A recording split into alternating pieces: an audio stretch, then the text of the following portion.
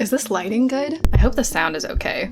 I'm literally like in a closet. I wonder if I'm gonna need my headphones. I don't think I'm gonna need my headphones. Hello again, everyone, and welcome back to May's Mortem. My name is Mayfield, and today I wanted to discuss with you guys 13 fascinating theories about the Vatican. I actually found these 13 theories on like a Vatican tour ticket website. For those of you who don't know what the Vatican is, it's basically, God, how would I describe the Vatican? You know the Catholic Church? The president of the Catholic Church lives at the Vatican. The Vatican is based out of Rome in Italy. It's very old and full of white men. They wear funny outfits. Sometimes there are hats involved. Most of the time there are hats involved. Personally, I am infuriated that I cannot be the Pope, but sometimes that's just how life is. Anyways, that's enough of me talking. Let's get into our first dark secret about the Vatican. First on our list of dark secrets and theories is that the chief exorcist of the Vatican has performed over 100,000 exorcisms, which seems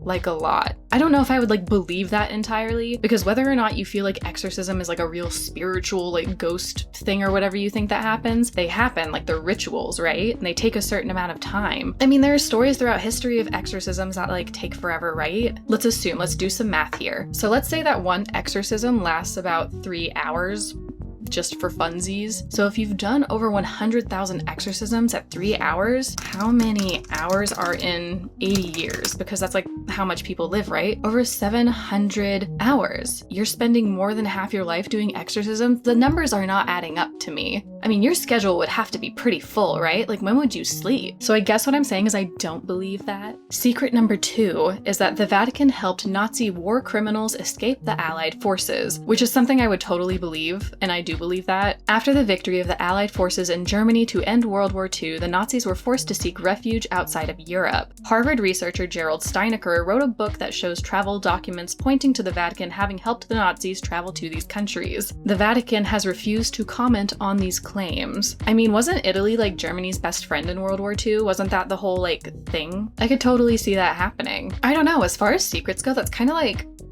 duh. Moving on to secret number 3. The Vatican made money from the Holocaust. In addition to aiding the escape of thousands of Nazis from Europe, the Vatican was also involved in helping smuggle Nazi-looted art and other property belonging to Jewish families. As horrible as that sounds, I could believe that too. I don't think this one is much of a secret either, personally, because I remember hearing about this in like high school. No one is surprised. Next secret. The scandals of the Vatican Bank. I didn't even know that the Vatican had a bank, but considering how much money they probably make, that does make a lot of sense. The Vatican Bank, also called the Institute for the Works of Religion, the IOR, has been involved in numerous scandals. The most controversial is their dealing with Hitler. When are they gonna stop doing that? That is like really embarrassing for them. They were like, this is going to look great in like 50 years.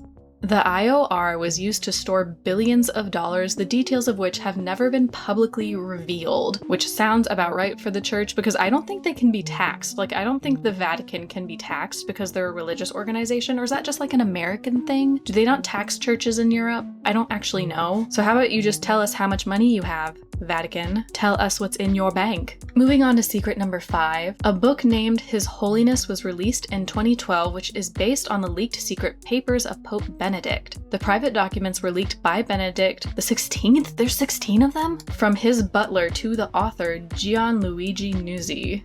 I hope I said that right. I am not Italian. After reviewing these documents, an internal investigation was held. The investigation revealed that individuals who were not from the Vatican were blackmailing gay bishops since they had broken their celibacy vows. Pope Benedict went on to resign from the papacy in 2013 due to this scandal. That is just horrible. I just can't condone that. Me, a small lady from Texas, I can't condone that. So whenever I read this next one, it actually kind of got me. I did not think that this was a thing, but it is. Number 6, the Apostolic Penitentiary. I can't pronounce that. Apostolic? The Apostolic Penitentiary is a secret tribunal that investigates so-called heinous crimes of individuals. It was supposedly founded in 1179 and it was kept secret until 2009. Only the Pope can grant absolution to people brought to this tribunal. Examples of sins include attempting to assassinate the Pope, a priest exposing the sin or identity of a person who has confessed to them, and so on. The Pope acts as the head of this tribunal and can either offer absolution or let the automatic excommunication stand. I don't know, I feel like that could be abused. I feel like that's like a power thing that could be used wrongly. I'm looking at this picture of what it looks like right now, and it looks quite frankly like a nice resort, but the fact that we didn't know it was a thing until 2009 is like, what have you guys been doing in there? I don't know. That gives me skeevy vibes. I don't trust that. I want to go. Catch me in the Apostolic Penitentiary. If they let me in. They should let me in. Oh, this next one's embarrassing. I love it when the church does this. Number 7, dead man on trial. In 897 AD, the Catholic Church put a dead man on trial. The posthumous trial of Pope Formosus was held by Pope Stephen, his successor. Formosus was accused of usurping the papacy, despite being dead for 7 months. The body of the Pope was exhumed, dressed in ecclesiastical attire, and brought to the papal court for judgment, which seems like a lot of extra work. A deacon was even appointed to speak on the dead Pope's behalf. He was found guilty, and all of his acts as Pope were declared null and void. His body was stripped off the garments and dressed in rags, and his 3 fingers of benediction were cut off, and his body was cast into a river. And I think these are like the 3 fingers of benediction. I can only assume that because in paintings they're always like, oh, you know what I mean? Like they go like I feel like that's a lot of drama. That's a lot of effort for just like some guy that you're like, I didn't like him. Pope Stephen, you're messy. Now we're getting into the stuff that like I'm really into. These next 6 points we're about to make are specifically about the conspiracy theories about the Vatican's secret archives. I want unrestricted access to the secret archives. I want to be in there, I want to smell the paper, and I think that as a human on this earth, I deserve to also know the things that they know. I want in there. Does that make a lot of sense? Probably not, but that's okay. You guys deserve to get in there too. I think we all should know what's happening, don't you? I think we should know. Number 1 conspiracy theory about the Vatican's secret archives is that Jesus does not exist. There are reports that the archives contain communication between Emperor Nero and St. Paul regarding the existence of Jesus. Some conspiracy theorists believe that the Vatican is hiding proof that Jesus Christ did not exist. See, I feel like this is probably like the most controversial conspiracy theory. I don't want to say too much about it for that reason. I think that's something you guys are going to have to decide for yourselves whether or not you feel like he even existed. And that's all I'm going to say about that. Moving on to number 2, which is kind of the reason I wanted to make this video. Evidence of extraterrestrial life. Do you guys think aliens are real? I know a lot of people who are afraid of the concept of aliens. I am not one of them. Rumors suggest that the Vatican holds proof of the existence of extraterrestrial life in the form of extraterrestrial skulls. Some sources say that the archives contain proof that the Pope is conspiring extraterrestrial beings to implant everyone on the Earth with computer chips. Isn't Elon Musk like trying to do that anyways, or Apple or Google or somebody?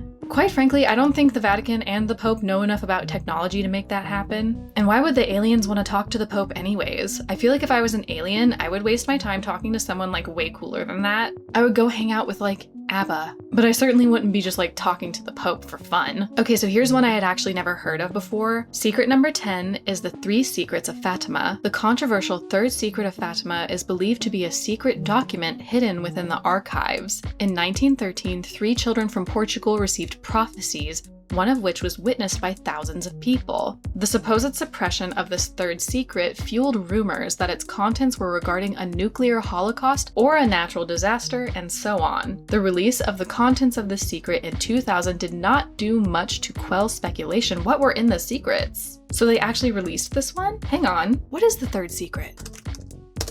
A vision of an attempt to kill a pope. Whoa, people really wanted to know this secret. Fatima fanatics have held hunger strikes, and one even hijacked a plane to try to force the Vatican to disclose the secret. Whoa, guys, you don't have to hijack a plane, guys, come on. Well, the Pope didn't die, so that's cool. Conspiracy theory number 11 is that the Vatican is home to the largest collection of pornography. Can I even say that on YouTube? I guess I can just like edit that out, if not. Some conspiracy theorists believe that the Vatican archives contains the largest collection of pornography in the world. Copenhagen's Museum of Erotica confirms these speculations. How do they confirm it? What does Copenhagen know? That just seems weird and unnecessary, so I don't know if I would like believe that, because it would be like a waste of space, right? I don't think the church and I understand each other very well. That's okay. Ooh, the next one is something I've heard multiple times, and I don't know if I believe this one either. Secret number 12 is that the church is controlled